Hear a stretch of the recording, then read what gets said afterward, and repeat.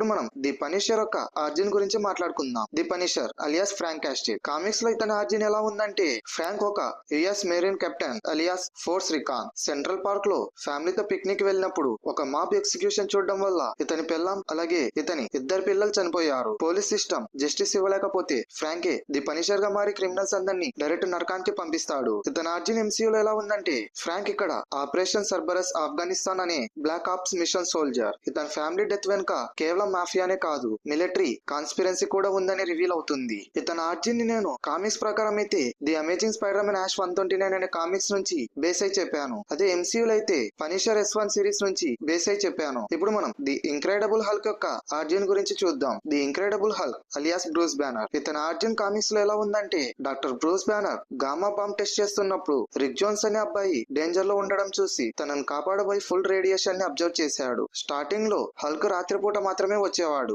ఆ హల్క్ ఎవరంటే grey Hulk. కానీ తర్వాత కోపం పెరిగితే మారుతాడని ఫిక్స్ అయ్యారు. ఈ ఆర్జిన్ నేను ఇంక్రెడిబుల్ హల్క్ యాష్ 1 1962 లో రిలీజ్ అయిన కామిక్స్ నుంచి బేస్ అయి చెప్పాను. ఈ ఇంక్రెడిబుల్ హల్క్ యొక్క ఆర్జిన్ ఎంసీయూలో ఎలా ఉందంటే, ఇక్కడ Bruce banner super soldier serum ని రీక్రియేట్ చేయాలని ట్రై చేస్తూ గామా రేడియేషన్ ని తన మీద టెస్ట్ చేసుకుని హల్క్ గా మారుతాడు. ఈ ఆర్జిన్ నేను ది ఇంక్రెడిబుల్ హల్క్ అనే 2008 మూవీ నుంచి ఇన్స్పైర్ అయి చెప్పాను. ఇప్పుడు మనం స్పైడర్ మ్యాన్ యొక్క ఆర్జిన్ గురించి మాట్లాడుకుందాం. Spiderman alias Peter Parker. ఇతని ఆర్జిన్ కామిక్స్ లో ఎలా ఉందంటే, పీటర్ పాకర్ కి ఒక సైన్స్ ఎగ్జిబిషన్ లో రేడియో యాక్టివ్ స్పైడర్ కరవడం వల్ల పవర్స్ వచ్చాయి. అంకుల్ బెన్ చనిపోయాక great power comes with great responsibility అనే లెసన్ తో హీరోగా అయ్యాడు. ఇప్పుడు మనం ఈ స్పైడర్ మ్యాన్ యొక్క ఆర్జిన్ ఎంసీయూలో ఎలా ఉందో చూద్దాం. ఇక్కడ కూడా రేడియో యాక్టివ్ స్పైడర్ కరవడం కామని, కానీ ఇక్కడ పీటర్ పాకర్ కి టోనీ స్టార్క్ మెంటర్ గా ఉంటాడు and hi tech source help తో స్టార్ట్ చేస్తాడు. ఈ ఆర్జిన్ నేను కెప్టెన్ అమెరికా సివిల్ వార్ అలాగే spider man home coming movies ని సోర్స్ గా తీసుకొని చెప్పాను. ఇప్పుడు మనం వీళ్ళ పవర్స్ అండ్ ఎబిలిటీస్ గురించి మాట్లాడుకుందాం. ముందుగా